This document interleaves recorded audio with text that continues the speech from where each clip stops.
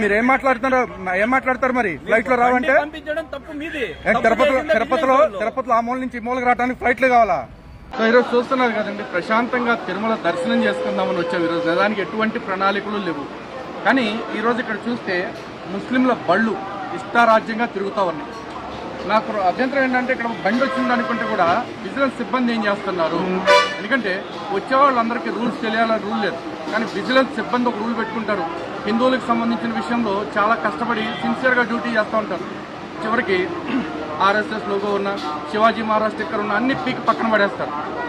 మరి ఇన్ని రకాల మత చిహ్నాలు కారులో పెట్టుకుని ఒక స్టిక్కరు, ఒక ట్యాగు, అదేవిధంగా ఒక దట్టి అన్నీ పెట్టుకుని వచ్చారు.